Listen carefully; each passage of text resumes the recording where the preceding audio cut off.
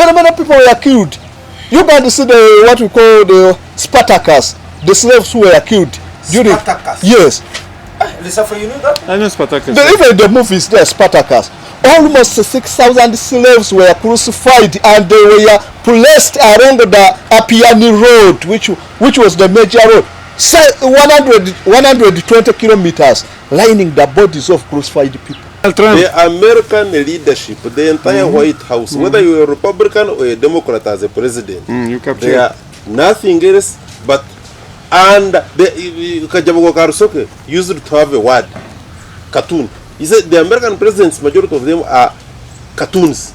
They are just there in their seats, but they are under capture. Okay. They are under capture, yes, they are under capture by the Jewish caucuses. Let us Jewish caucuses. Should we call them the Jewish billionaires? Yes. They are the ones who are in the banking sector.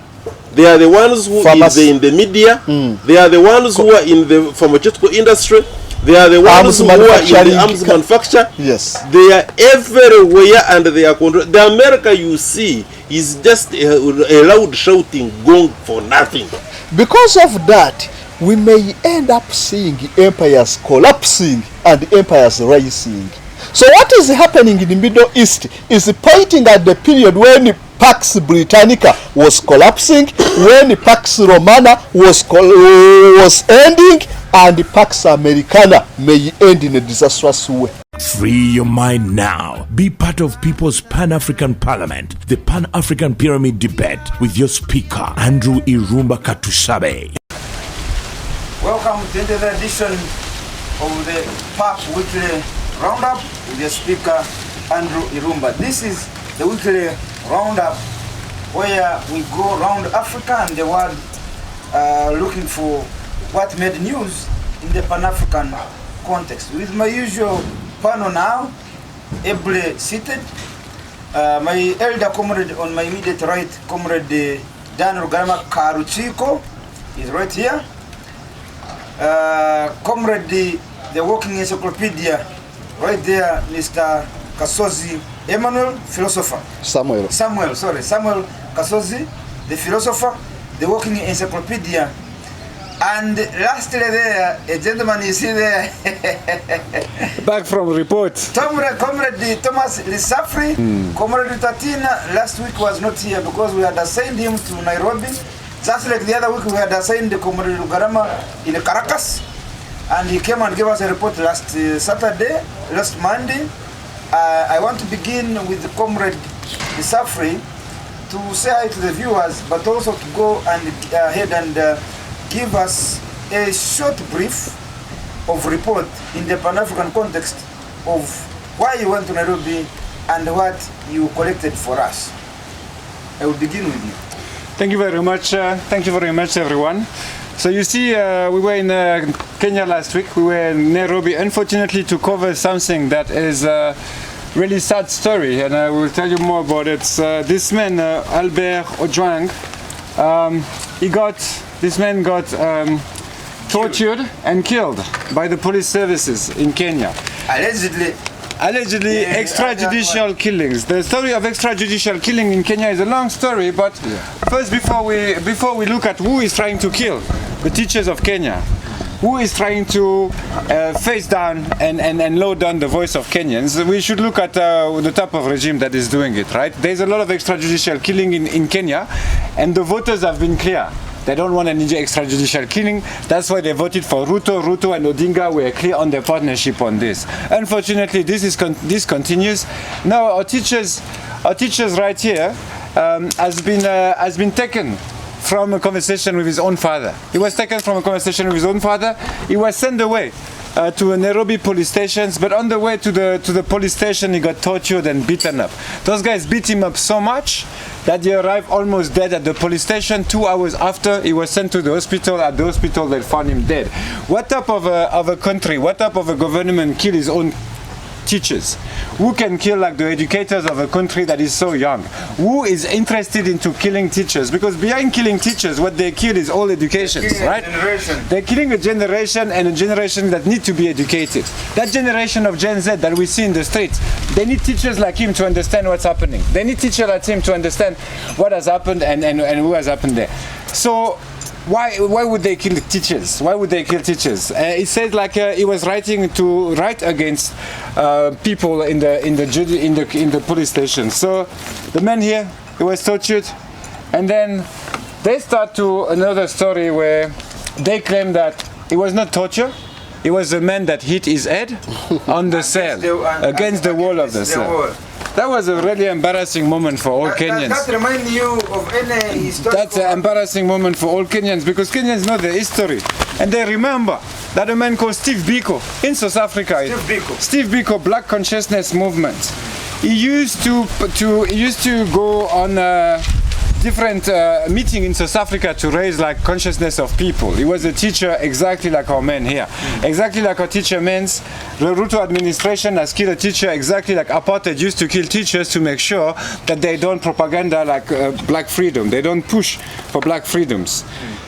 It is sad to realize that a man like Biko was taken in Port Elizabeth, then taken to Johannesburg. In Johannesburg, he was declared dead already. Same story happened to these teachers in Kenya. What did they say had killed Stephen Biko well himself? No, they claim that it was a kidney failure, such as. But when many people died in that particular month, like 12 of them in a prison. They're not pushing against like rioters. When there's riots in Nairobi, they don't know how to stop it. But when there's one man tweeting like 600 kilometers away with his father, they know how to arrest him. That's a big problem. Mr. Speaker, there is just one thing. In rejoinder, I would want to say something that Comrade Rutati and Safari has been pointing out here. It is very unfortunate. You see, is it Ken Rogers or Don Williams who sings that you don't have to fight to be a man? Yeah, Don Williams, coward of the country. Yes. So at the same time, there is a book. Is Ruto fighting to be a man? Just a minute, Mr. Speaker. At the same time, there is a book by Francis Mbuku, Betrayal in the City. And in there, it says that you don't have to ride in a storm in order to achieve what you want. So some of these things, especially in our political arena, and I wonder why the African countries are taking on a very bad culture. This was not our culture. Because we pride African society, African traditional society prides in engaging somebody intellectually. Then the winner, yes, the winner emerges naturally, and the people will see. And that is why, because now it is the topic which we are going to, I will not labor too much into it, but let me just say, that's why the state of Israel has been described in all manner that it has been described as a Zionist, as a rogue, as so many other things, simply because they pride in assassinating those strong voices. If you know you have got a better point than the other one, engage that person at an intellectual level, the entire world will be there to judge. In the same light, it is unfortunate and unforgivable for a number of our governments on the African culture. We should leave that one for people who are not advanced culturally. You know, we have got societies on the globe that are not advanced. Have intellectual prowess to engage. Exactly. But you see, it is also, what is fundamental here is that it is not our culture. For African traditional society, it's not our culture to kill our brothers and sisters. This culture is for others out there. They are the ones who came with the colonial culture, divide and rule. Yeah. They are the ones who came with assassinate those who disagree with you, and that shouldn't be us. So to have somebody, a teacher in Kenya, if it is true indeed that it's the government has taken him out, and where else it happens as it is reported in the media, then that culture must be fought against, and it is the duty of the Pan-African fraternity to fight such vice. Thank you very much, Comrade. Yeah. Okay. So, Philosopher. yes, this topic has made me to remember what they used to tell us in philosophy. They call it the hammer owner mentality. Hammer, oh, you have got my pen already. The hammer owner mentality. That a person who has a hammer begins to perceive everything as a Thinks nail. everything Is a nail. is a nail. Just to hit. And should be sorted out by a hammer. So that's a hammer owner Safra, mentality. you had that? That's a good one. A hammer owner Hammer mentality. Yes. Because in Safra, you think you Because have you a have a hammer. hammer. Yes. Then you have Even to when a stop. mosquito comes and steps on You perceive it the as a nail. laptop, Hey, Yes. the solution is get a hammer, hit it. that's the But nature. in the process of hitting the mosquito with the hammer on your laptop, you're also harming the laptop. Yes. Yes, you are. So, And you're harming your own ends. so that's why I will not blame only Ruto, but also most of the post-colonial African leaders. Because when you look at the problem of institutionalized extrajudicial killing in Kenya, it begins from Jomo Kenyatta. 1969, the death of Tom Mboya was a Yes, product Tom of such. Mboya. Yes, Tom Mboya was a teacher, was a liberation and independence fighter, but at the end, because of politics, Jomo Kenyatta ended into suspiciously killing Tom Mboya. The guy who killed Tom Mboya when they were taking him for hanging, he said, "Why don't you go for the big man instead of hanging me?" The big man was Tom Mboya, Jomo is he Kenyatta. not the one who was almost skinned? The kind of found his body, it was like skin. The skin had been removed. It was a very horrifying. You skin a cow. Yes, it was a very horrifying death. So They skinned him. Yes. Like you'd skin a cow. Terrible. Is that? But you remember also, maybe just in addition to that, Yes. you remember, I think our brothers, with all due respect to our brothers in Kenya, I think that kind of politics must be stopped. Yes. Because, look, you remember the other man who had, whose hand was the one used the thumb, the Electoral Commission officer. Commission officer. Yes, it was recently. only his thumb that could open the access strong room Yes. where everything would be done. Stored The changes on Electoral system. on the system, the electoral system. Only one He man. would only be his Yes, finger. his thumb. Yes. And what did they do? Yes. They cut off his hand. They went and Used opened the the store. So, I think that should stop. So here. that's the culture of what Kenyan politician is. So that's why you Hammer are- owner mentality. mentality. And another thing I'd like just to give advice to leaders who are generational leaders who are emerging to avoid such as he has said, because they tell us that one of the most dangerous creation of nature is a mad cow with long horns. The moment a mad cow possesses long horns, Mad cow. yes, possessing long horns, that's one of the dangerous creation of our nature. The moment we get politicians who are so ambitious, we entrust them with But power. Kasozi, where do you get this thing? No, but that's it.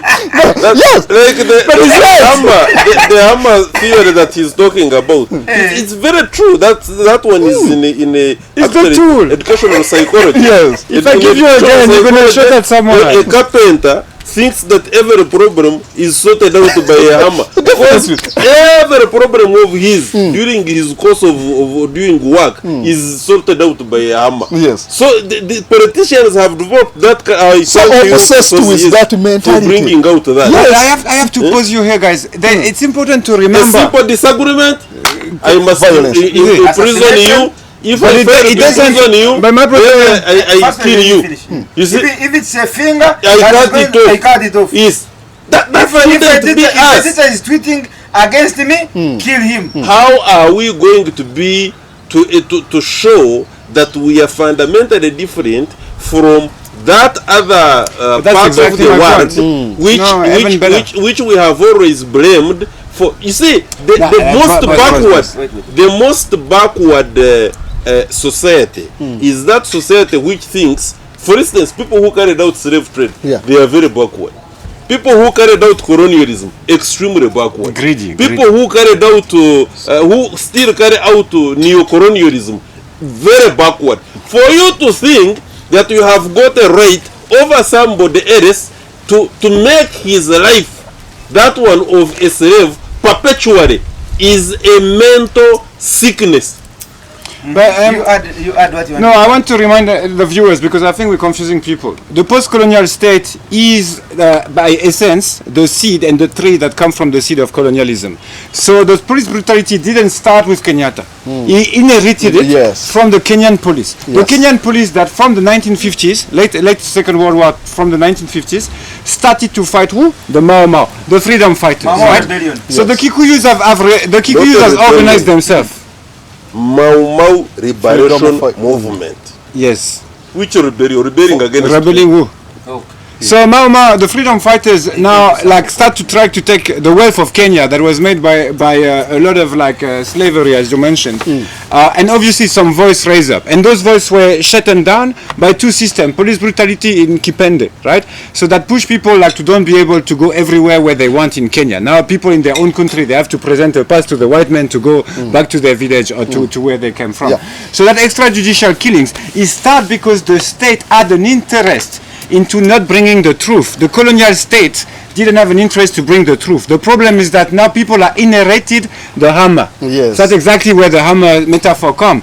Like you get the hammer, whether you're gonna use it. If I give you a pistol, if I give you a weapons, what are you gonna do? You're gonna shoot someone, right? So the colonial state was like this. It was a weapon, it was a hammer, it was a pistol, and people used it and shot, right? Now the problem is that rather than actually like seeing that the Pan-African were asking for the type of stopping those politics, they continue those politics, and exactly that's what you guys explained. But I wanted to remind our viewers that this is not a creation, an African creation. Police brutality is not an African creation. It hasn't been starting here. It has been inherited from the colonial state of Kenya, and where you have the most biggest and solid colonial state, South Africa, Congo, Kenya, Zimbabwe, that used to be Rhodesia. When you have the hardest and the strongest post-colonial state, you have the most violence in the post-colonial states. Those things are too clear. Okay, yes, I would thank my comrades for the supplement, and which is very much in relation to what I've said. Yes, so that colonial effect, really, it's part of the nurturing that African leaders receive. But it was their choice to either inherit it or abandon it. Because in South Africa they faced so many atrocities at the hands of the apartheid regime. But the Truth and Reconciliation, the Truth and Reconciliation Commission that was commenced as apartheid was ending, they managed to find how to reduce on the scars they are having, and they managed to safeguard the future for the generation of South Africa, which is a bit peaceful. So Jomo Kenyatta had the right to either disregard and abandon the colonial mentality and start a new course, but he never did it, because most of the atrocities were mostly done during Jomo Kenyatta's regime. The Chisumu massacre, I hope you remember it, when Jomo Kenyatta went to the burial of Tom Mboya. Almost 100 people were killed. Tom Mboya has died because of your weaknesses. The same, the police killed 100. Yes, at the burial. Still, you have not managed to find justice for Tom Mboya. Those are all what? More. Yes, we are creating more scars to those people. So we blame post-colonial Africa that you had the right to make right the wrongs of the previous regimes. If not, you are. So my last word to generational leaders, that they normally tell us that someone who is not so much sussed about power should be entrusted with power. Someone who is not so much aggressive, I have to be a leader, I need power, I need power, is the one who needs to be entrusted. I have to be president at all costs. That one does not need to be entrusted with power. That's the problem we are making. The moment someone struggling, fighting, I have to be the member of parliament, that one does not deserve. Let the leader, let the people select at their own wish. Not you putting in much effort to show them that I'm the one, your future, I'm the Messiah. So those people who have that messianic kind of leadership that without me nothing can happen should not be entrusted with power. I think And unfortunately, that is not about to happen. We have a growing trend of politicians who have become politicians not because they want to serve, but they want to take out even the little that the society has. We have got a growing population who desire to enter politics simply because they are riding on the aspirations and interests of neo-colonialists.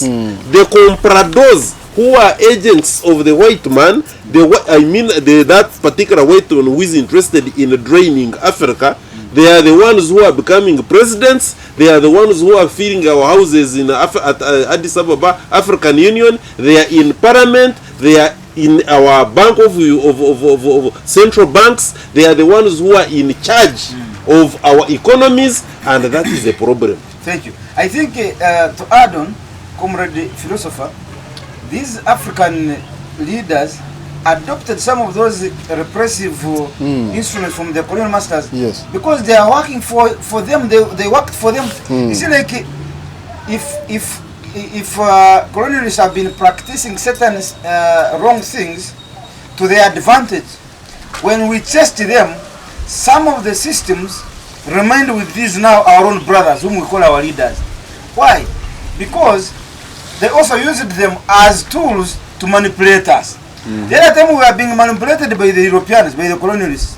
Now when they left, the systems they were using to manipulate us remained in the hands of these our brothers now. You get it?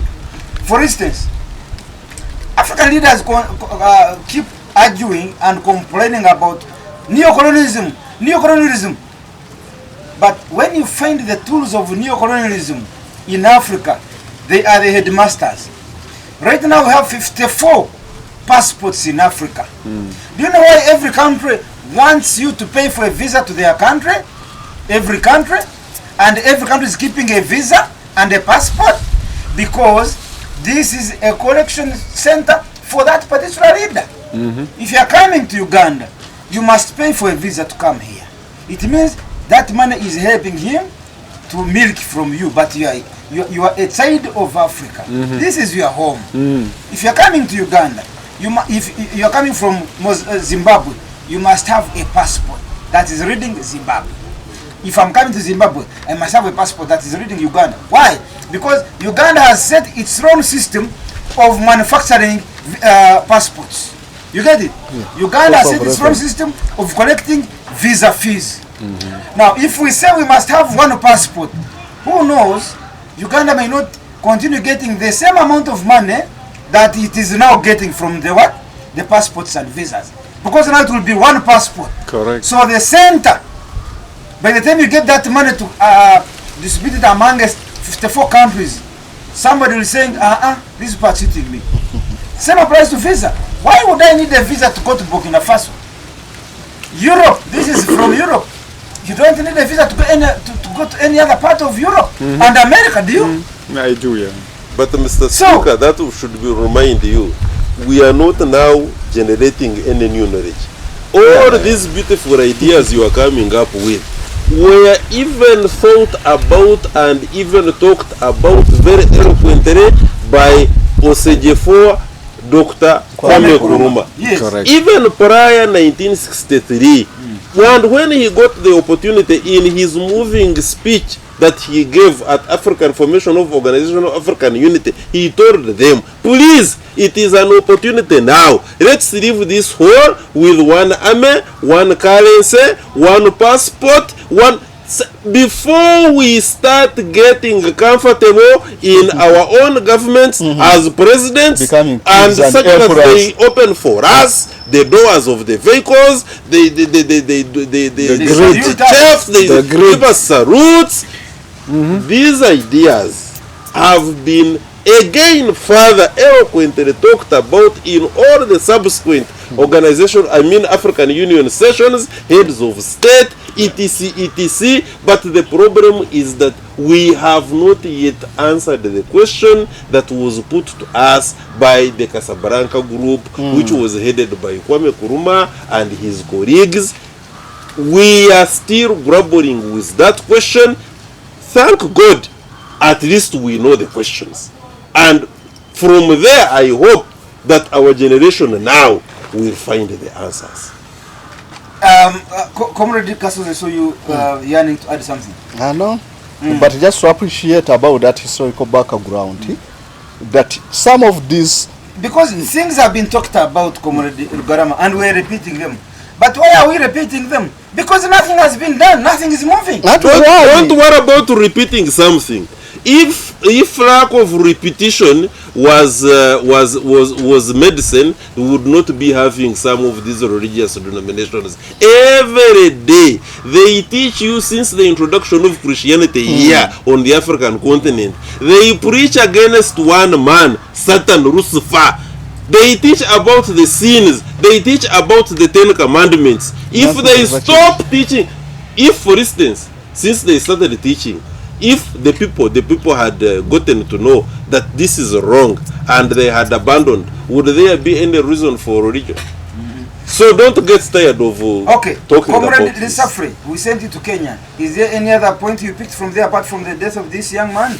In 2 minutes, if it is there. I just want to state that our work is really important here as Pan-African, because when I was in Kenya, now obviously I was telling people we're from Uganda, we're coming from Uganda, and I want to see what's happening. And unfortunately, this lack of education, because when you kill teachers, when you reduce the amount and the expenditure of public schools, it also brings into the mind of people, right? And that goes against us Pan-Africans. Nah? So I was there in a restaurant speaking about Uganda, and then they said, no, you must prefer Kenya because Kenya is more civilized. That's the term that they use. And this one got me mad. I started fighting that Kenyan coffee. I was like, no, what did you just say? Civilized. This is a word that colonialists have to use to divide people here. So I tried to explain and to educate the men. Then I understood that this lack of education was the direct result of the regime that have withdrawn money from public education, right? So if you don't have public education, then you might start to think that what your politicians tell you. And if you are into a deep hole, but then the politicians tell you, no, look, this is light and this hole is not so big. Look at next door, there's a bigger hole. There's a bigger problem. Tanzania is having a bigger problem. Then you think you are better. Right? And this is exactly why we need this type of partners. We need this type of partners to unite the people and to make them understand that there's no such things. There's no such things. As being better than the As being better than your neighbors. No, you are in the same situation. You greedy government is trying to take money. The only difference is the amount of debt. Us here in Uganda, we don't have this debt. We don't have the debt that the Kenyans have. The Kenyans own millions and billions of dollars to the Chinese, to the Americans, to European unions. Yes. Here, at least, we have a development that doesn't look like we have higher building than in Nairobi, that's for sure.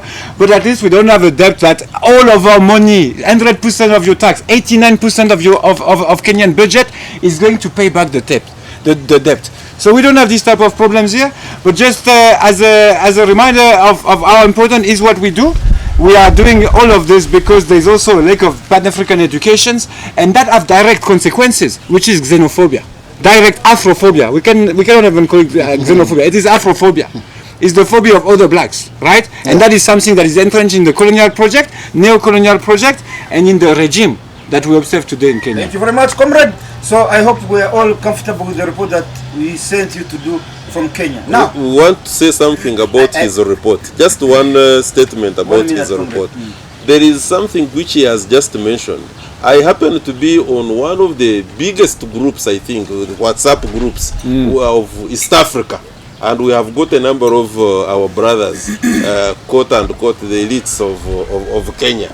And they have got this exaggerated sense of self-importance. Yeah. You know, when they are talking, then we will have to remind you about the high value of their currency. Then they will talk about their Kenya Airlines. What type of mental colonialism? They will talk about their ability to demonstrate against their government. But at the end of the day, they forget that actually that big brother syndrome, which was against nothing anyway, is the one that failed the very first East African community. And I continue to remind them, and I'm glad that Comrade Tatina has been able to pick that one out.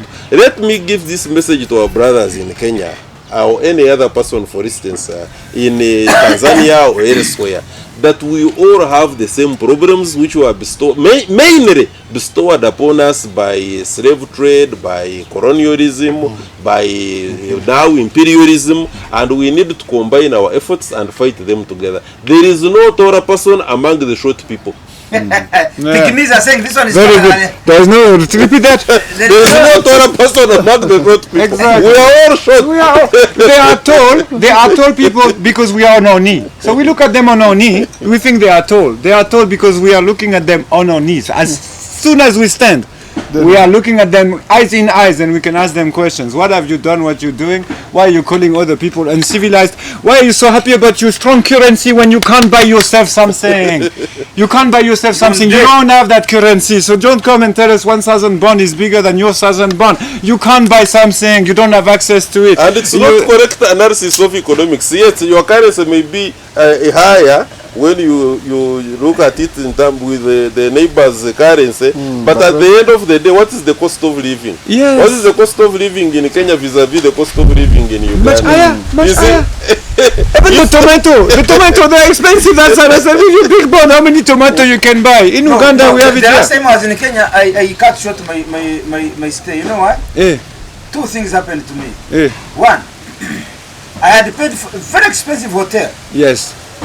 So when you enter your room, you get internet access. Correct. I left my room and went to the restaurant of the same hotel. I was off internet. I told the lady, connect me on internet. I want to do my work while I'm having my breakfast. The lady said, no, sir. If you have to connect here on internet, you will pay extra charges. I said, what are you I'm in the same hotel. In the same hotel. That is capitalism. Yes, Extreme capitalism. So, my brother, is African. I left the hotel. I canceled my trip and returned to Uganda. You see? That was did you write the protest note yes, and you left it there? Yes. Better. That was the first thing. I am your guest. You are supposed to give me a good time in your hotel. I am doing my work. I am tired of working on the bedroom. Yes. You want to can't confine me. I said, let me go and have breakfast as I do my work. Then he told me you have to go back to your room after breakfast, or they will charge you. Can you imagine? Then I will give you a small example of Turkish Airlines. Let me finish. So, out of annoyance, I stopped doing my work to do my breakfast so that they go back to my room. Imagine. But even my breakfast that they gave us, I was not alone. I was actually with the comrade, the Professor Alenyo George William. Alenyo, you can even ask him. Alenyo George William. Yes. He was with him. We abandoned the hotel and came back to Uganda. We had gone for a Pan-African cause. Now, another thing. Here when they are charging you, they tell you breakfast is inclusive. My brother I paid. In the morning, the breakfast they gave me. You know the breakfast? Yeah. One small slice of bread with a little piece of bread with half-cut sausage.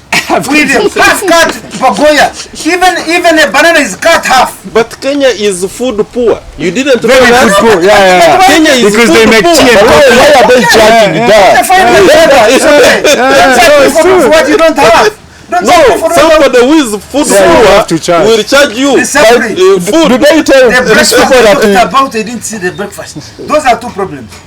Now, because I did not get satisfied here, I went to a restaurant to buy my own food. I asked for food, ugali. Ugali, yeah. That's good. And tea. They gave me very little soup. I finished it. I said, please, excuse me, madam, add me some That's soup. more money now. Add me some soup. The lady came and picked the plate. She brought the soup. I ate it. When I finished, excuse me, give me my bill. There's two bills. There are two bills. Yeah, there's two bills. I said, you come back and bring And that doesn't happen in Uganda. But you remember, In Uganda they add you.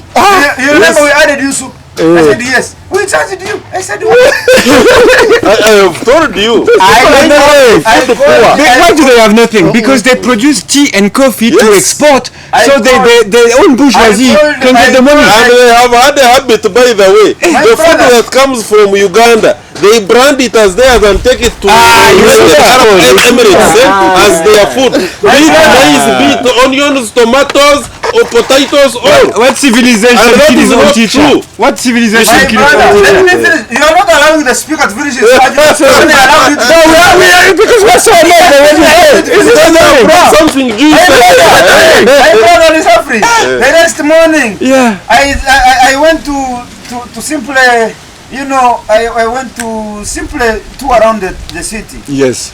So I asked somebody from the street, where is the Kenyan parliament? They was, oh, come, Ndugu, no problem. Come and I show you. Come and I take you. It was just behind me. So the man took me walking. We just said, this is the parliament. You pay. Okay. I said, what? We did not negotiate about payments. They were asking you. That's not their culture. The man said, you Their have to culture pay, is my friend. corrupted. I paid. Very good. Yes. I did not negotiate with him. Very on payment. corrupted. For me, I thought he's a brother. He is directing a brother. Because I told him I'm from Uganda. I'm going to the parliament. The man charged me.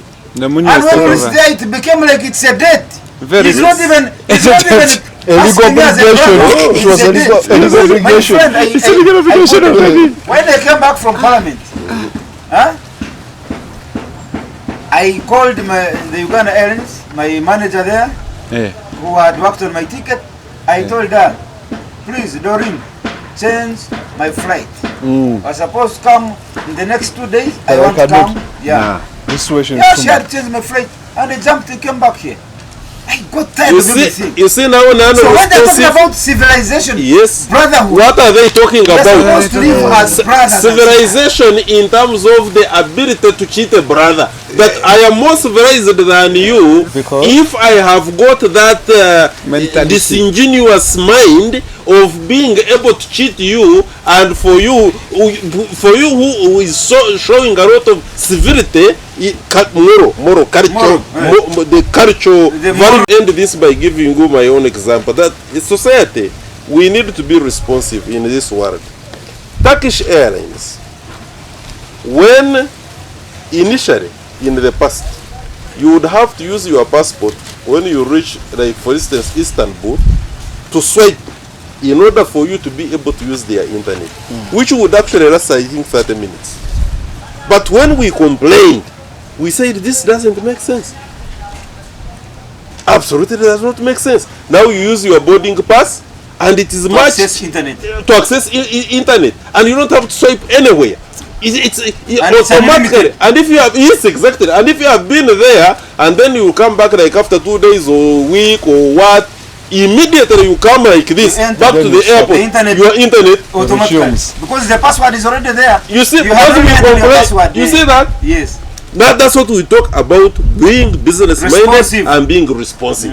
Then finally, we have now been complaining, if you board these Turkish Airlines, especially on these long hauls, you know, you are crossing continents, like you are going to Caracas, you know, that is now in South America. It means you are leaving African continent, you are leaving European continent, you are crossing Atlantic Ocean.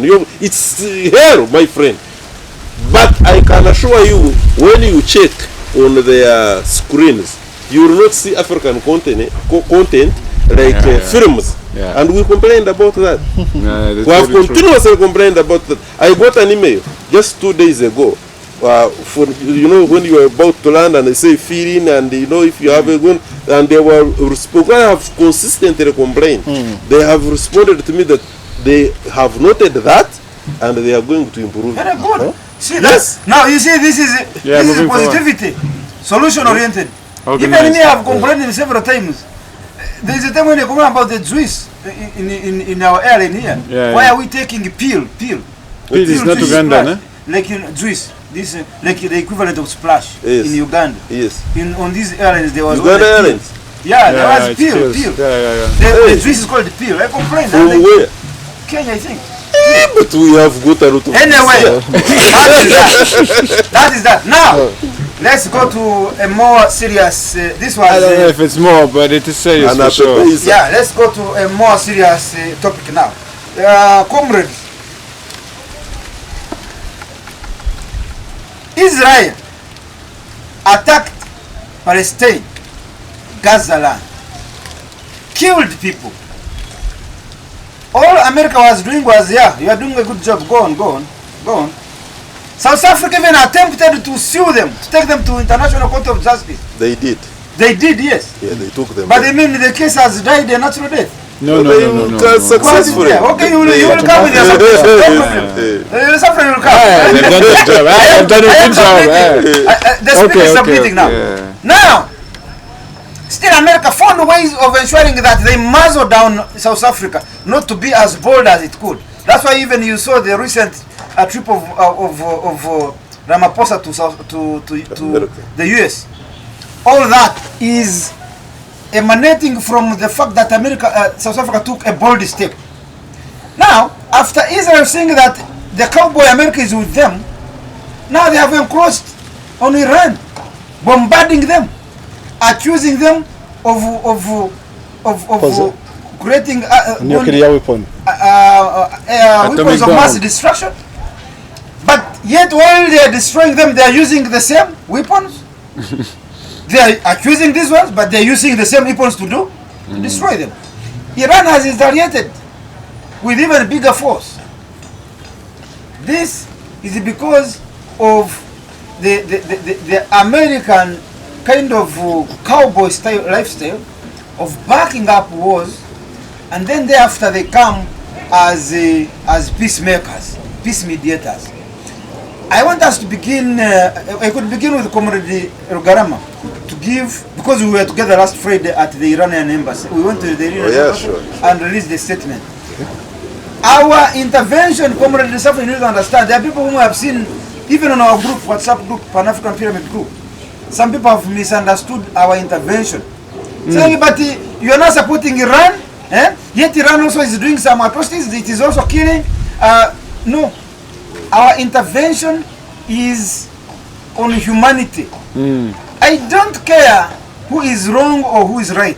What I care about is you must not kill people. Free. If you have a bone to pick with Mr. Rugarama, yes, you fight as men, no problem. Yes, you fight. You can even remove each other's teeth. I'll be here laughing, no problem.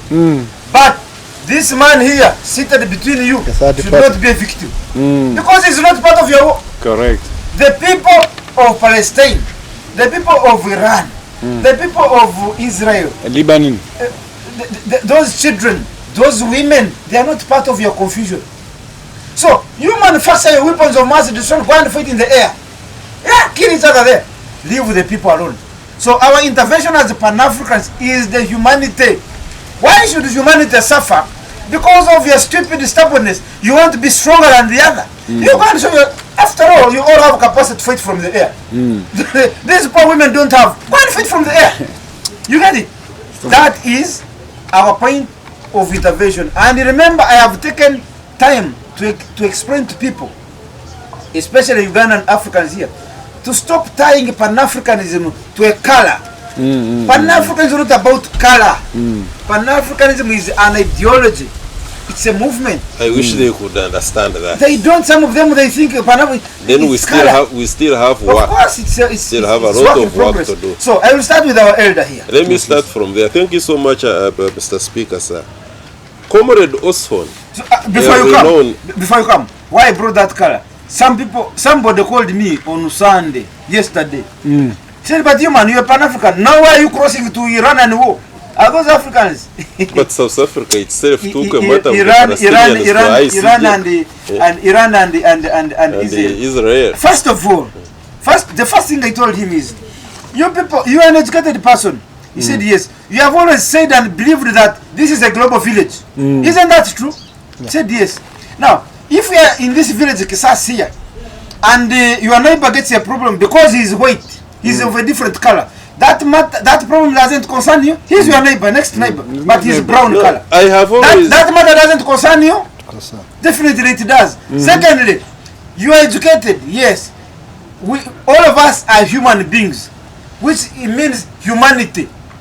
So when you are discussing humanity, do you say this one is Iranian, this one is African? The answer is no. I said to keep quiet, cut off the phone. Continue. Thank you so much once again, Comrade Speaker, sir. You have now made me to again say something about that. You see, people must understand some of these things. And it is our duty. I was telling you about Osborne. Osborne is one of the renowned Pan-Africanists in Nigeria. He said that if my grandmother, by the time she leaves this world and transitions to another world, has not yet understood what Pan-Africanism is all about, me as also a Pan-Africanist and evangelist in that arena, I would have failed. It is our duty, Mr. Speaker, that if by the time we depart from this world, we still have so many years anyway, more than 100 That you to have go. lesser than me. Yes. You have No, lesser than me. just because of this number of years and what have you, let me tell you, we still have a lot of time here. They take comfort in the fact that we still have a lot of time, but even the so much many years that we have, if some people have not yet appreciated what Pan-Africanism is all about, then we have failed in our crusade to evangelize people in the realm of Pan-Africanism.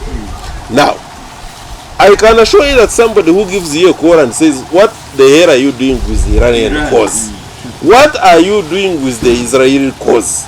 What are you doing with the so and so's cause? Some people have even called me to say, but you have got a white man on your show, not once, not twice, and I have shared it with Rotatina.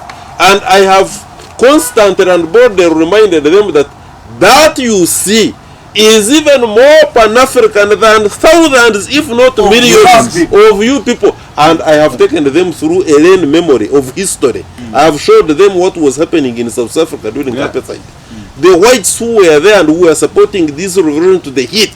I have told them about people who are white in Algeria, who supported the cause of South Africa to the heat, including establishing offices, giving passports, giving money. I have told them about Muammar al-Gaddafi. I have told them so many others, including people in Cuba. At the end of the day, I have silenced them. Actually, now, I brought him intentional on the panel. Thank you so much. So that we clear this mindset. There is one that he has got the ability, but two, he has got the conviction. Yes. Now, personally talking about myself as Comrade Rugarama Daniel Karchiko, the grandson of Karchiko, the son of Rugarama, I will assure you that in my family, I have got my direct sisters, 3 straight sisters who are married to white people. What should I do? Look at the children. Do I kill them? People must understand, one is in America, married properly, not these things of I'm here with you. No, married properly with children. Another one is in Germany, married properly with children. Another one is in London. They are all there. Here, Rugarama Daniel is a Pan-Africanist. What does Pan-Africanism at the end of the day mean? Humanity. Having said equity, that, therefore, justice. The case of Palestine and I mean the case of Iran and Israel.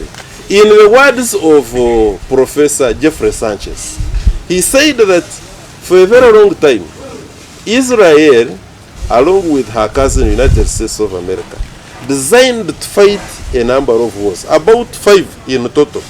And he said that so far, 4 wars have been fought. 1 is left, and it is the war against Iran. Hey. Yes. Jeffrey Sanchez is a respected professor of economics who has taught and has been consulting and is still, by the way, consulting a consultant with the World Bank. Some individual countries invite him and he gives them technical advice. And he advises them actually against some of the policies of the World Bank and International Monetary Fund. So the most dangerous. Now, I will tell you that his statements have come to pass because what we see as the attack on Iran is not because Iran is harboring certain things and indeed that they want to wipe out the entire Jewish state. It is because Israel has got in herself the big brother syndrome and the bullying abilities that she has been used to, going after the Houthi rebels, they call them rebels, going after the Hezbollah, going after the so-called Hamas.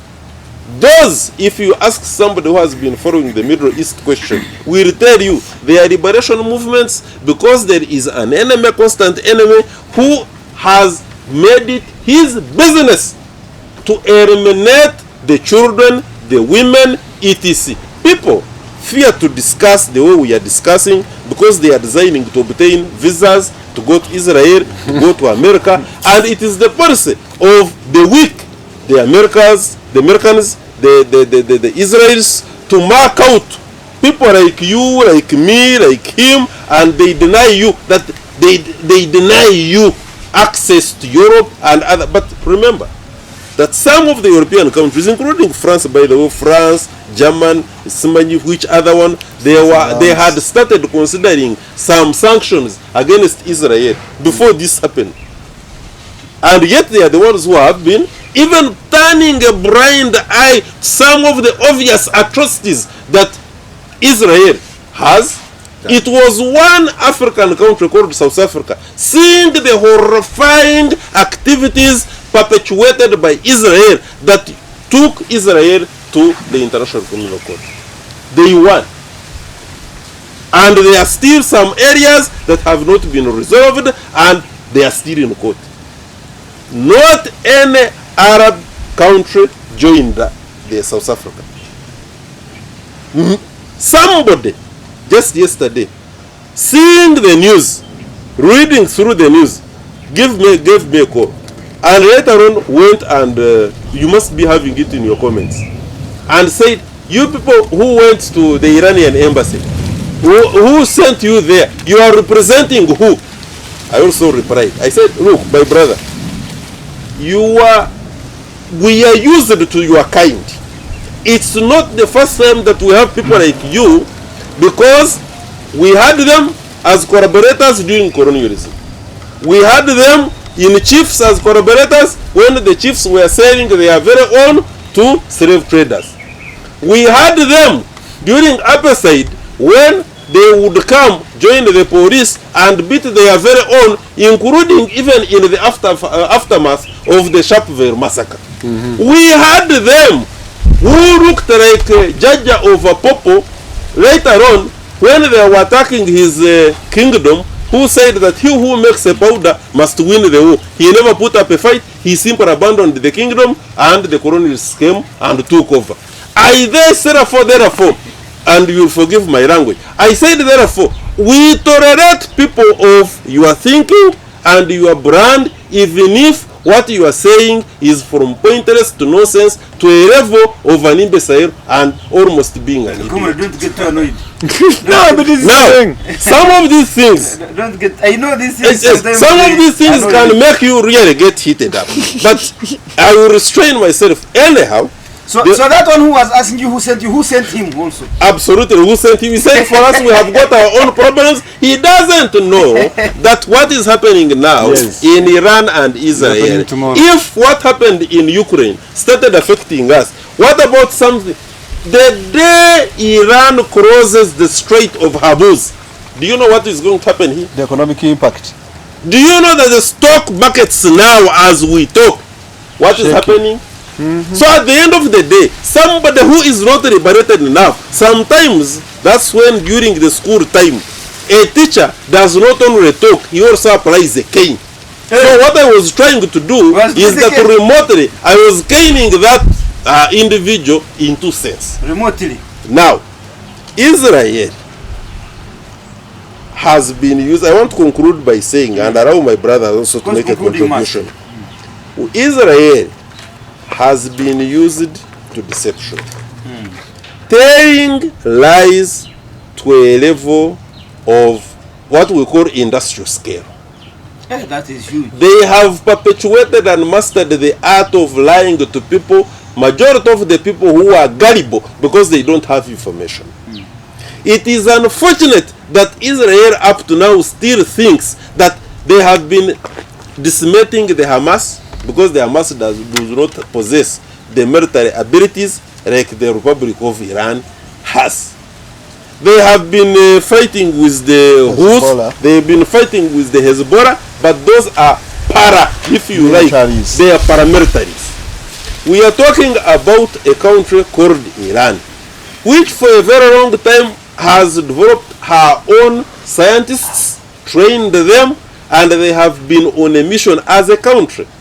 I want to believe that much as Israel may have a right to develop their own nuclear arsenal, there is nothing that stops Iran from developing her own nuclear arsenal. The problem is for them to put it amongst them, to put it on upon themselves that they have got a right to have and stop others from not having. One time when the Minister of Foreign Affairs of Israel was hosted on one of the popular shows by was it Khan or something like that. Is one of the journalists, very renowned journalist. Yes. Khan, yeah. And he was asked as to how much of the nuclear arsenal Israel possesses. He said he's not aware. Denied. Now, it got the moderator and the entire people who were in the audience very infuriated. They said, how? Then they said, how much of the nuclear arsenal does Iran have? He said they would be around between. He said, you know that one of Iran and you don't know that one of US. You see the amount of deception. By the time Israel attacked Iran, Iran had opened, remember that it was this very Trump. Obama had brought Iran on board for nuclear negotiations, and they were doing very well. When Trump won his very first term, he removed America from the negotiations, of the nuclear negotiations. As we talk about 2 or so weeks ago, Iran was on the line of opening her nuclear facilities to the supervisory body, global supervisory body, and they were moving, there were talks which were ongoing. Israel attacked immediately.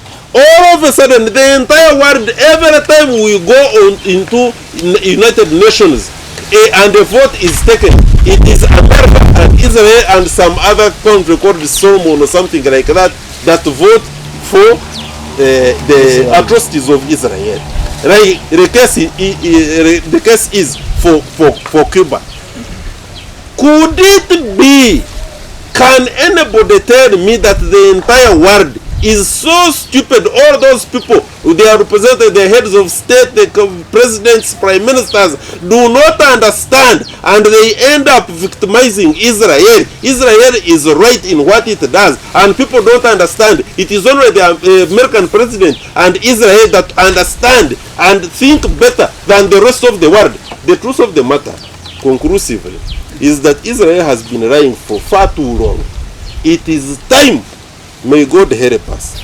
The God who is not white, the God who is not biased, the God who is for everybody, the omnipotent, the omniscient, and sort out the people of Israel once and for all. These blasphemous statements and quotes that the Prime Minister Benjamin Netanyahu, when he appears on television, quotes, and then he goes ahead to kill the children and maim women and destroy the hospitals, the health and education facility in the entire Gaza, and he puts effectively West Bank under a siege, and he goes and destroys and overthrows governments, must come to a full stop.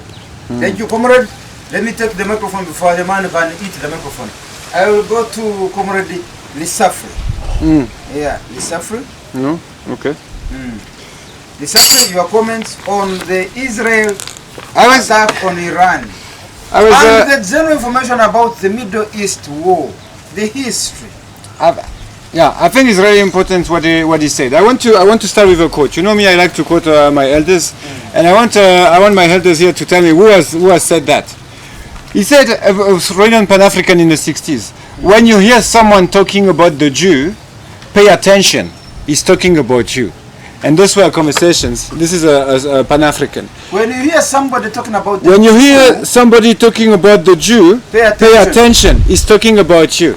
That's a black man saying that. Why does he say that? Who is he say that that it is Frantz Fanon. Frantz Fanon, Algeria, in the riches of the earth. He said that because exactly of the point you've been pointing out on that Pan-African point. What happened to your neighbors is going to happen to you after. When they fight on the east, make sure that they understand they are going to fight on the west after.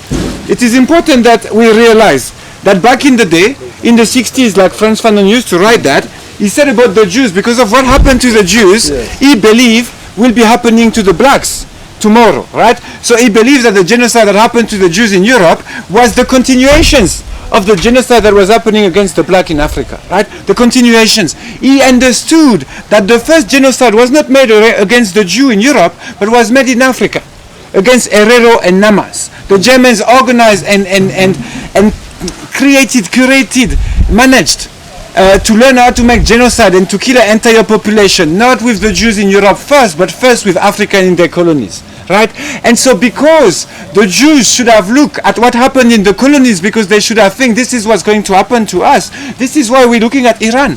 Because when we see like unfairness of Israel attacking Iran, we know that tomorrow they might attack us. Because why did they decide to attack Iran? They decide to attack Iran because Iran wants nuclear electricity. Iran has a growing population and a reducing amount of petrol. So they know that to produce electricity for the future generation, they need to use nuclear. But Israel have called it a terrorist way of using electricity. Why and how? We don't even need to debate that. What we need to know is that when Israel decides something and then attack your neighbors, you should know that they will attack you next. On another topic, on another point, right? So Fanon, what is clear, in the 60s, he said when you hear someone talking about the Jews, pay attention, he's talking about you.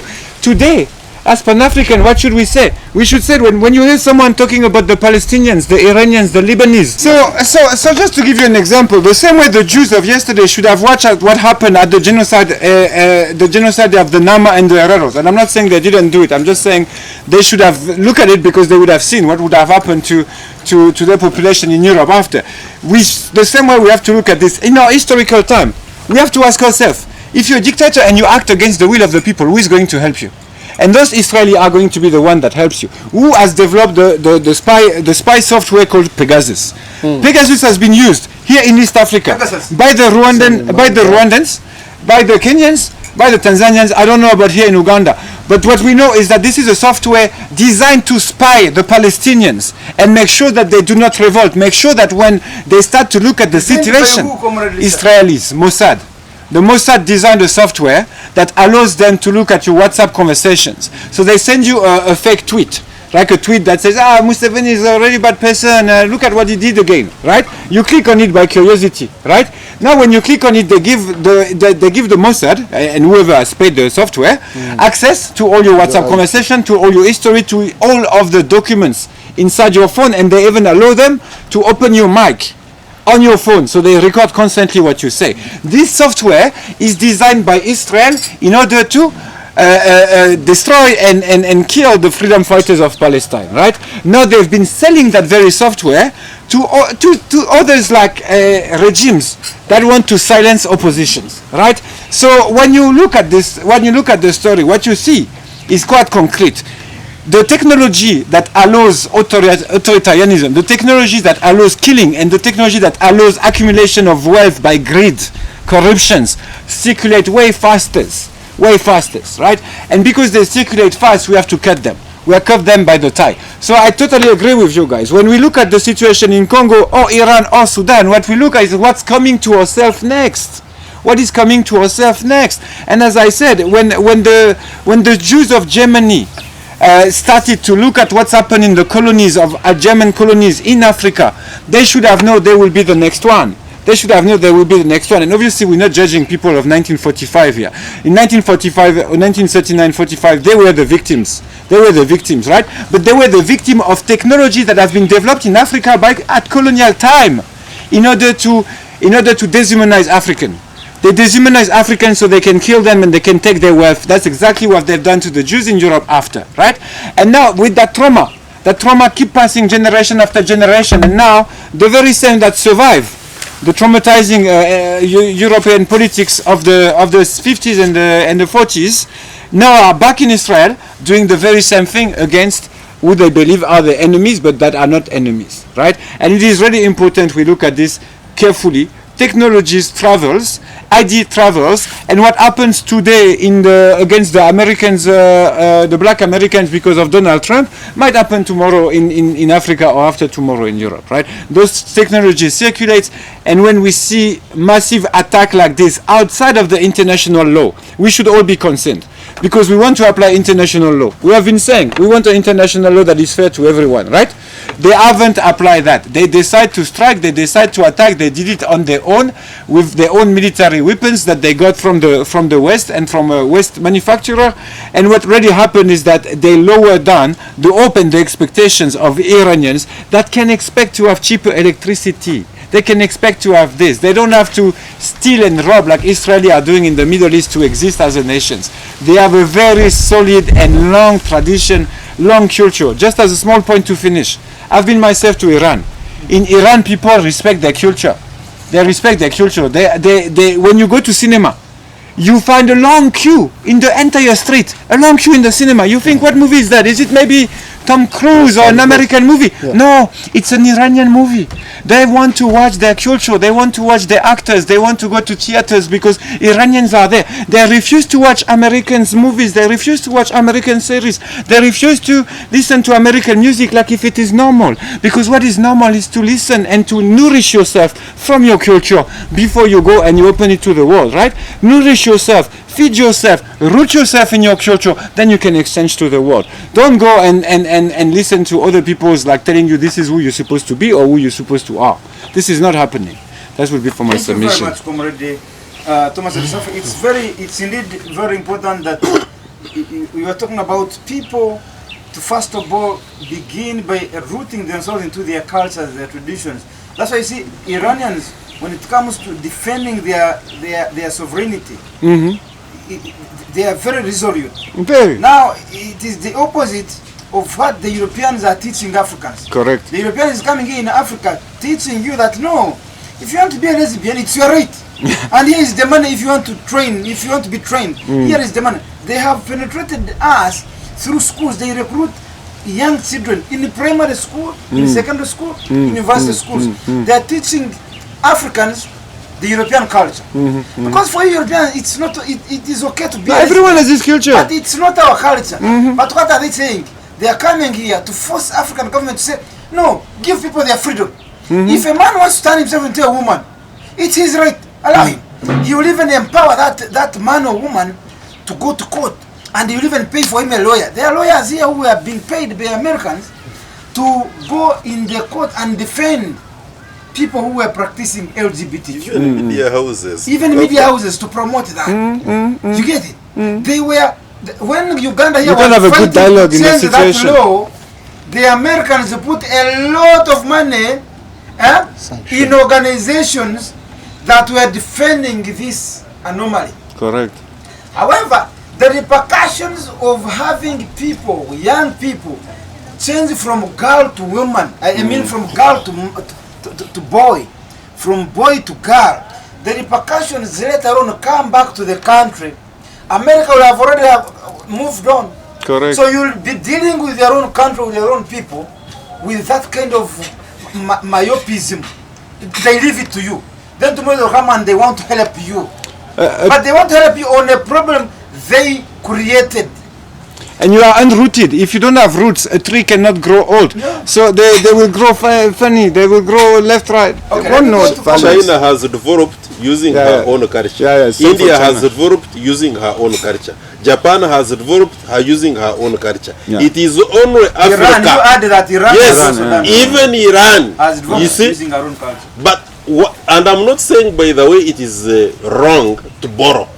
If you are borrowing the correct things that enhance your own. Now, yes, it is only Africa which has allowed intrusion to the detriment, and I concur with brother Rutatina when he says that he went to Iran and they were moving into movie cinemas, in movie halls to watch the Iranian movies.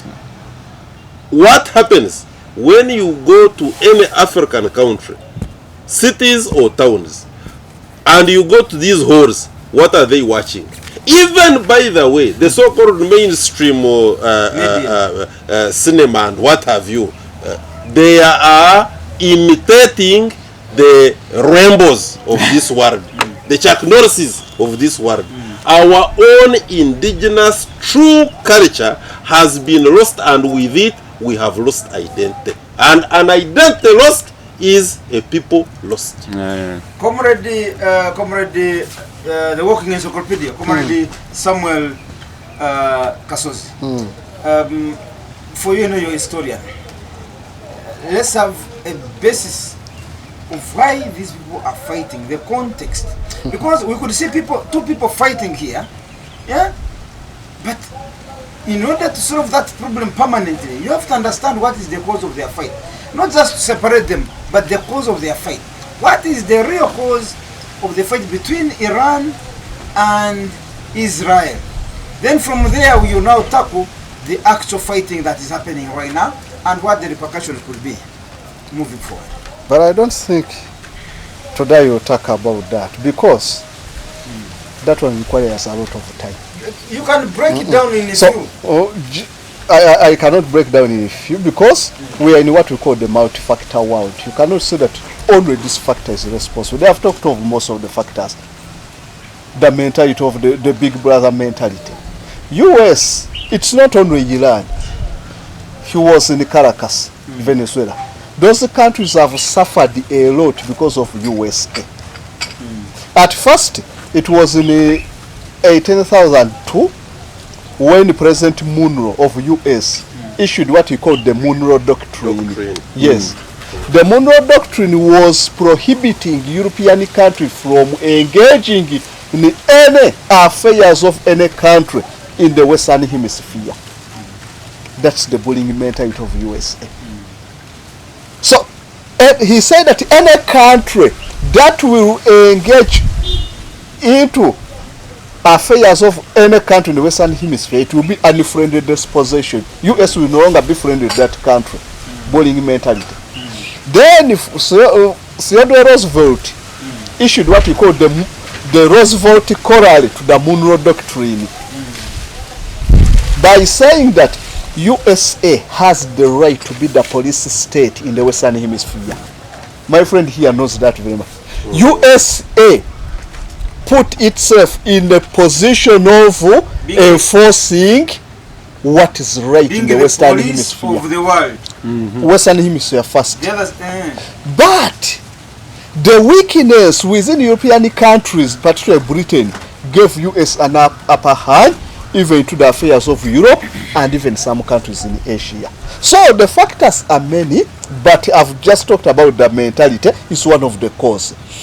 But the first issue I wanted to talk about, just because I started from your question, was about someone who said that you are in Uganda, then you are bringing in issues of Iran and the others. Those people are so myopic, short-sighted, so naive, irresponsible, and many other words. Intellectually challenged.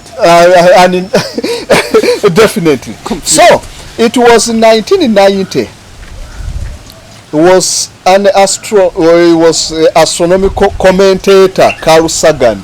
Very many Carl people. Sagan. Carl Sagan is one of the most people. Carl Sagan. Yes, who gave their comments, elaboration, and explanation about the space and everything. Carl Sagan, US launched what they call the Voyager 1 and Voyager 2 spacecraft into the universe, very deep. But as it was reaching, they say it was reaching at the edge of the solar system.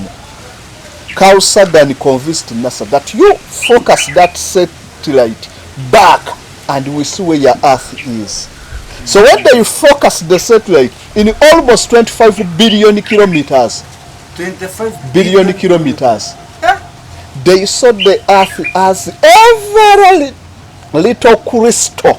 Tiny. And the Carl Sagan called it just a crystal. A crystal. Carl Sagan called it a pale blue dot. Blue dot.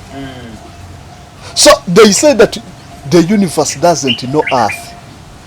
The universe is huge, but the Earth is just a pale blue dot. So Carl Sagan said that, wow, look at the point where we are killing each other. Very minor. It's a small blue, a blue dot. But you are killing Iran. You are killing Palestinian. Just on a pale blue dot. So from that time they say that we are nothing in the universe. And from that time, 1990s and some previous years, that's when these countries adopted the policy of deterrent between the US and Soviet Union. reducing tension, other than being at the brinkmanship. From Eisenhower times, it was called the brinkmanship policy between US and Soviet Union. You keep Soviet Union at the brink of war all the time. So they reduce, knowing that the tension is detained, knowing that what happens Soviet Union will affect US. US is bordering Soviet Union or Russia.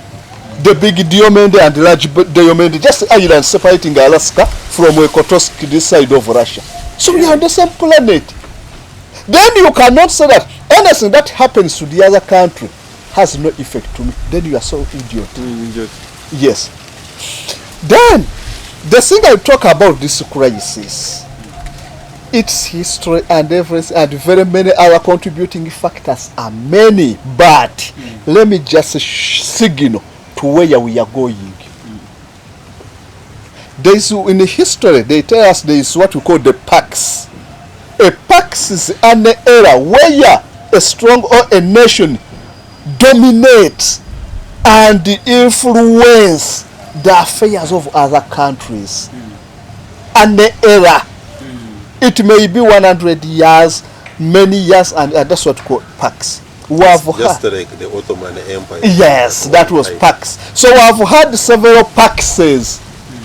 We had the Pax Seneca. No, from Sino, meaning China. China, yes. No. So at first we had the Pax Romana. Roman Empire dominated the world from around when Emperor Augustus Caesar, when it became empire, around the BC 27 up to AD 480. Almost 500 years, Rome was dominating the whole world. What Rome was accepting could become right. That was Pax Romana. But the collapse of Roman Empire was preceded with innumerable wars that were fought. Until when Rome disintegrated, the Huns from China attacked Rome. The Vandals from North Africa attacked. The Visigoths from Spain and what attacked. The Germanic and some they attacked, and the Roman Empire collapsed. Pax Romana ended. Then the Pax Britannica, the one we know, Britain dominated the world for so long. From the period of imperialism, going back to the Metternich era, Napoleonic era, Britain was strong. So Britain created so many atrocities and wars. They colonized India, colonized the US, it was called the Americas. The Americas, yes. Yes, they colonized Britain. Several atrocities were committed when Britain was watching because they were their allies. Britain collapsed. Why? People became enlightened about the evils and atrocities committed at the hands of Britain. To the extent that some of our colonies now are even bigger economies. And I've forgotten one African who predicted it was. One African predicted, but I've forgotten the name, around 56, that time will come when US, Britain, and the other countries will be kneeling for African countries and the other underdeveloped countries. Yes. Is that Ibn Khaldun? Time is going to come when America is kneeling for Africa. And those other countries. Why? You remember even information, comrade. You remember even the former executive director of Africa Development Bank, this Nigerian man. He predicted that by 2040, the largest continent that will be having an edge in agriculture will be the leading continent in terms of development and riches, and that is none other than Africa, because 67 to 70 around there percent of our own land is Arab. And remember, we still have what we call an excess capacity. In economics, excess capacity is the state of underutilization of resources. Most of our resources underutilized. Yes, we have land. We have a lot of land resources and resources we have virgin land. unutilized. We have the young population. Yeah, bright mind The youngest population. Youngest Yes, population in yes. Africa. in the world. So Africa, So all those In are the world. resources. resources. Reserves there. Yes. They are reserved. So because of that, You said excess what? excess capacity and the utilization of resources, because of that, we may end up seeing empires collapsing and empires rising. So what is happening in the Middle East is pointing at the period when Pax Britannica was collapsing, when Pax Romana was ending, and Pax Americana may end in a disastrous way as we are. Why? Just go and check on social media. The moment you post anything about Israel, you see how many abuses you get about Israel. They abused us Nah, when you nah. check the good. Some characters abused us when you our news. Just post any post which is pro-Israel, you see how many abuse from Indonesia, from Bangladesh, from what? What do you think brings about that? People now are aware of the atrocities. They are weak. They are awake. What contributed to the collapse of Roman Empire? Those are the Paxes. The Pax Romana. People became awake of the atrocities of the Romans. Very many people were killed. You can see the what we call the Spartacus, the slaves who were killed during. Spartacus. Yes. Lissafa, you know that? I know Spartacus. Even the movies there, Spartacus. Almost 6,000 slaves were crucified and they were placed along the Appian Road, which was the major road. 120 kilometers lining the bodies of crucified people. Which atrocities are those? Yet they are slaves and they are sympathizers because they were fighting for their rights. They call them rebellious. And they were so good at doing roads that the roads still exist today. Yeah. That very same road is speaking Permanent about. roads and yeah. 2,000 years after. So this one happening in Israel, between Israel and Iran, is pointing at the collapse of the Pax Americana. This war between Iran And the wars that have been going on over the world are pointing at the end of the era of US dominance. Check now. But do you think Israel can sustain a war Impossible. or even start a war with Iran without the backing of United States of America? Impossible. that one is a given. Hey, That is a given. but do you think? But Hey. now, comrade, recently here, American soldiers wrapped up their boots and left Afghanistan. Yes. And that was a very big pointer to the what do I call it? Like they are losing. They are The losing. declining influence of they US. are declining. They, Yes. they have left And when many places UPDF went there, they before. have maintained. Eh. So America failed and UPDF has maintained. You mean Somalia? Somalia, I think. Somalia. Even in Afghanistan, Even in they left. Afghanistan. They Yes. left Yes. number of But maybe weapons. the question should be how they left Afghanistan. Yeah, was it in an That's organized the most way? disturbing Oh. question. They went there to achieve what? By the time they left, What did what They made them created leave? Guantanamo. And how did they leave it? Torture, You see? Abu Ghraib. And the person who reported the atrocities of the American forces in Afghanistan, Assange, Julian, where is he now? And what crimes did he commit that he is being Accused of. accused of and tortured the manner he is tortured? Where is therefore the so-called free world that the Americans talk about? That hypocrisy is what we are interrogating. Don't look at me like I am the. Yeah, we need to know.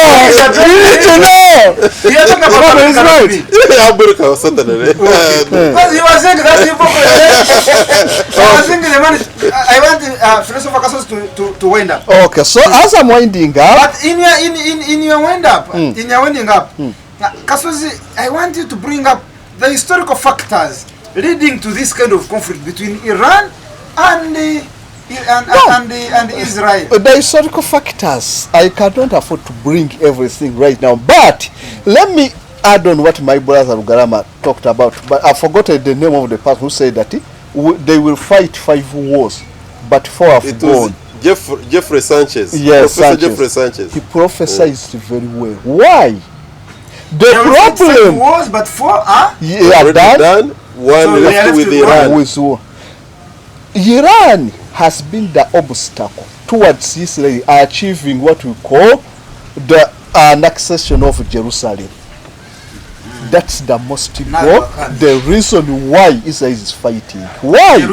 Jerusalem. They are fighting over Jerusalem because of the religious importance of the Hebrews. Yes.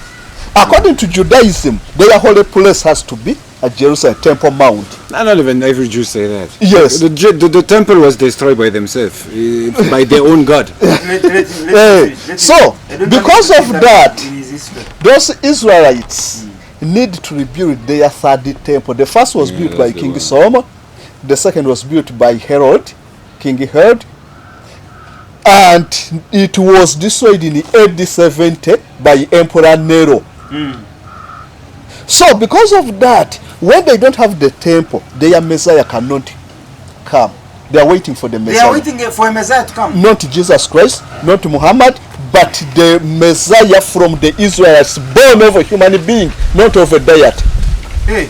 There is the Messiah they are waiting for. So that Messiah will take those Israelites. That Messiah has a condition that for me to come, there must be built a temple. Yes. In this place. In that place which and God yet chose. now that place, Jerusalem, is being occupied by that Temple Mount. There is a church of Holy Scripture which was constructed by Emperor Constantine. There is Masjid al-Aqsa which was constructed by the Muslim Caliph, and very many other holy shrines of the three religions. So you cannot build a temple in a place where the Muslim constructed the Masjid al-Aqsa. They will not let you do that. So you have to first fight the Arabs, the Muslims, and then you fight Iran, which is now the stronghold, and then you reach that. So their destination is against West Bank. That's their final destination. The moment you destroy Iran, nobody will support West Bank. They will completely demolish West Bank in case Iran succumbs. They will demolish West Bank and then take over the holy place because they are in East Jerusalem, which is part of West Bank. So that's the source of. And I hope you so know their that target is to take over that Jerusalem. That Jerusalem. That is the and then they construct their conflict. The cause of the conflict. And the US, because the armament industries and the others are controlled and owned mostly by the Jews, they are now trying to fulfill their by giving weapons, whatever. Let me tell you, in the US, people will bear witness. 98% of the people, they don't support Israel and the Israelites. Only a few, the industrialists. And the major. let me add some information on that. We are winding up. The truth of the matter is that when you go and look at America itself, even White House is under capture. Yes. I've been saying. Let me repeat that. Donald Trump. The American leadership, the entire White House, whether you are a Republican or a Democrat as a president, they are nothing else but, and Kajabago Karusoke used to have a word, cartoon. He said the American presidents, majority of them are cartoons. They are just there in their seats, but they are under capture. Okay. They are under capture. Yes, they are under capture by the Jewish caucuses. Let us Jewish caucuses. Should we call them the Jewish billionaires? Yes. They are the ones who are in the banking sector. They are the ones who are in the media. They are the ones who are in the pharmaceutical industry.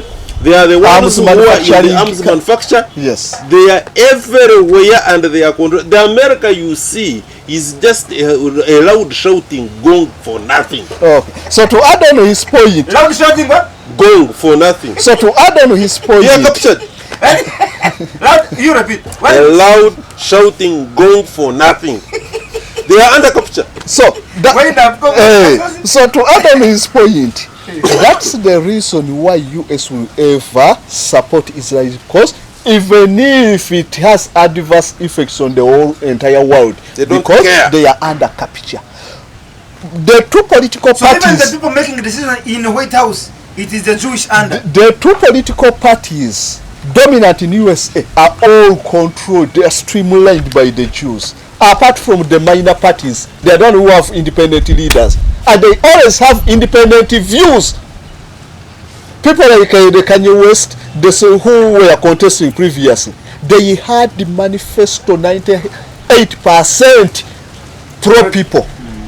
Republican having a manifesto almost 15% pro people, but they vote for because the Jewish money bags, the money bags within the US are controlling the Congress, controlling the executive, and everything. They are supporting the two political parties. So US will ever favor that, but that one will contribute to the collapse of the PACs. And if you want to understand that, go Google there in Gund. Google a man called Professor West. He's an African American professor at Harvard. You Google and understand the concept of the White House capture by the Jewish. Lisa Free is White House captured? I want to just from the French perspective, is the White House captured? So 1 minute. I've been saying no. Me and my brother here we disagree because I believe that Donald Trump is planted by the Russian secret services, like to go against Americans. That was also another capture. Then you have been talking about that. You are agreeing with them that they are under capture. They are captured, but I don't think it's I think is the. There are so many Jews, by the way, which is also true. But the point I want people to understand is that the more Israel make wars, because right now Israel makes a lot of war, the more Israel make wars, the most we suffer here in Africa. It has to be stated clearly that when they attack Iranians, they develop missile, and those very missiles will be used against us tomorrow when they need to sell it in order to make more money. And even in Sudan, they are using the same weapon. The exact drones that they use in Ukraine, that they use in Iran, then they bring it back and they try to use it again to the national bourgeoisie of the African post-colonial state. And some of those fake leaders of our continent will use it against their own people. They will use it against the youth, right? So it is really clear and important that we understand that Israel is developing tools for those that we are fighting here. Okay, Ruto government take a lot of money, a lot of technology from Israel. The government of even Laurent Desire Kabila, when he rise to power, before he got killed, Israel told him, no, if you give us the diamond of this and of that, we will protect you against the Rwandans, right? So it is really, really important that we understand all of those technology, repressive technology are in movement and they're going against us. I understand it as a European because we didn't invent concentration camp, but we use it against the Jews. But we already have tested it in our colonies, right? If I wasn't for sure believing that what happened to African will happen tomorrow to Europeans, I wouldn't be here. My fight here is a fight that is for the world. It is not just for the continent. When they fight in Iran, they will end up here in Africa, and when they develop like new technology in Africa, they use it against European tomorrow, right? So it is really important we look at those things and we understand that Israel do not ask for permission. It develop its own technology because there is a business after, right? And we know that very, very well in Uganda because when they came to kill like all the freedom fighters, all OLP freedom fighters in Entebbe, they didn't receive permission from Idi Amin to do so. They came, they killed the people, they left. And Netanyahu's brother himself was killed inside that very day. It is important we remember So we'll end that. up It happened here, Uganda. it's going there. Thank you so much. On that note, Comrade Thomas Ilisafre Rutatina, a veteran journalist and researcher. The working encyclopedia is in the middle here, Samuel Kasozi, and our elder brother Dan Rugarama Karuchiko. My name is Andrew Rumba Katusebe, your speaker. On 30th August 2025, 30th August 2025, it will be the last Saturday of August this year. Will be the 8th Pan-African Pyramid Global Awards, and we shall also be celebrating our 11th anniversary. We have a dinner, and to access that dinner you need a dinner card. So please, go right ahead and get yourself that dinner card. You can now pick it from Fairway Hotel at the reception, and if you're in Kisas side, you can pick it from the Satellite Hotel at the gym reception. But you can also call us on our numbers on that advert that you see on our social media platforms. Those numbers, you can call us and we will give you an e-card, or we can even deliver a physical card depending on where you are. You can get that card on e-line, but you can also get a physical card. And if you can, pass by the Fairway Hotel reception and the Satellite Hotel, the gym section reception, and pick yourself a dinner card. Bishop Joshua Maponga is already organizing his notes. I spoke to him last night. Comrade Ayoki Mathi has actually booked his flight already, and he has finished his notes.